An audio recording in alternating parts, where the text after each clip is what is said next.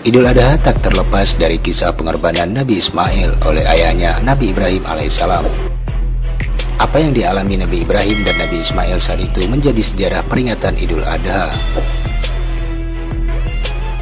Berikut kisah Nabi Ibrahim dan Ismail yang jadi tonggak peringatan Idul Adha dengan menyembelih hewan kurban.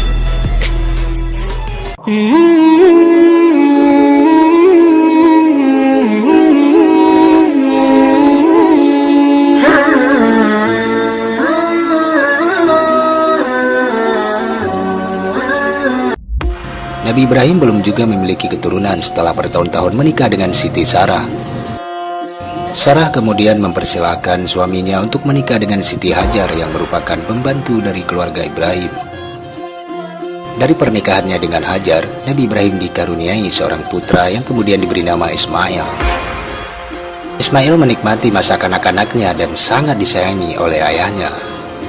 Namun, pada suatu ketika, tepatnya pada malam 8 Zulhijjah, Nabi Ibrahim bermimpi didatangi seorang yang membawa pesan dari Tuhan, yang berisi perintah untuk menyembelih anaknya.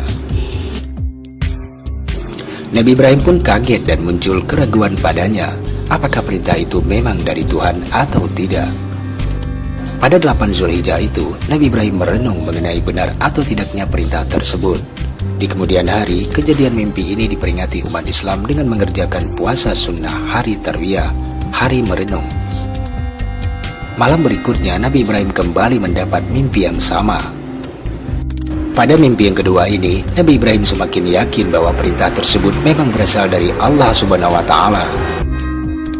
Oleh karena itu, pada tanggal 9 Zulhijjah, umat Islam memperingatinya dengan puasa hari Arafah, hari pengetahuan, yakni hari ketika Nabi Ibrahim mengetahui pesan yang berisi perintah untuk menyembelih anak. Lalu pada tanggal 10 Zulhijjah, Nabi Ibrahim membawa Ismail untuk dikurbankan. Ismail pun bersedia untuk dikurbankan karena meyakini bahwa perintah itu datangnya dari Allah Subhanahu wa Ta'ala. Selama di perjalanan, Nabi Ibrahim dan Hajar dikisahkan diganggu oleh setan yang ingin menggagalkan rencana tersebut. Mereka kemudian melempari setan yang menggoda dengan batu. Hari penyembelihan telah tiba, namun ternyata parang yang sudah ditajamkan tersebut menjadi tumpul saat ditempelkan ke Ismail. Nabi Ismail berkata, "Wahai ayahku, rupa-rupanya engkau tidak sampai hati memotong leherku karena melihat wajahku. Cobalah telungkupkanlah aku dan laksanakanlah tugasmu tanpa melihat wajahku." Nabi Ibrahim menuruti perkataan putranya tersebut dan hal itu tidaklah berguna. Parang itu tetap tumpul dan tak mampu sedikit pun menyakiti Nabi Ismail alaihissalam. Disinilah terungkap bahwa apa yang diperintahkan Allah Subhanahu wa Ta'ala tersebut adalah ujian untuk Nabi Ibrahim dan Nabi Ismail alaihissalam. Sejauh mana cinta dan sayang mereka terhadap Allah Subhanahu wa Ta'ala. Dan mereka membuktikannya, keduanya lulus dari ujian yang maha berat itu. Nabi Ibrahim alaihissalam telah menunjukkan kesetiaannya yang tulus dengan mengorbankan putranya untuk berbakti melaksanakan perintah Allah. Sedangkan Nabi Ismail alaihissalam tidak sedikit pun ragu atau bimbang dalam melaksanakan kebaktiannya kepada Allah dan kepada orang tuanya dengan menyerahkan jiwa raganya untuk dikorbankan. Nabi Ibrahim merasa bingung karena gagal melaksanakan tugas yang diembannya. Pada saat itu turun wahyu Allah dengan firman-Nya, "Dan kami panggillah dia, hai Ibrahim, sesungguhnya kamu telah membenarkan mimpimu itu sesungguhnya. Demikianlah kami memberi balasan kepada orang-orang yang berbuat baik.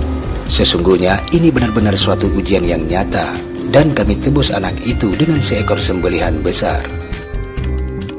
Kemudian sebagai ganti nyawa Nabi Ismail alaihissalam yang telah diselamatkan itu, Allah memerintahkan Nabi Ibrahim alaihissalam menyembelih seekor kambing yang telah tersedia di sampingnya, dan segera dipotong leher kambing itu oleh beliau dengan parang yang tumpul di leher putranya tadi itu.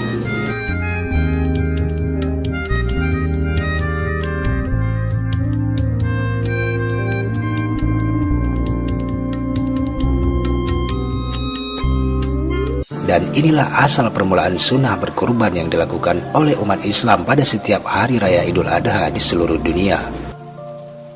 Dari cerita tersebut, semoga kita bisa meneladani sifat Nabi Ibrahim dan Nabi Ismail alaihissalam. yang begitu sabar, taat, dan rela berkorban untuk Allah Subhanahu wa Ta'ala, Tuhan semesta alam. Tell me pretty lies, look me in the face, tell me that you love me.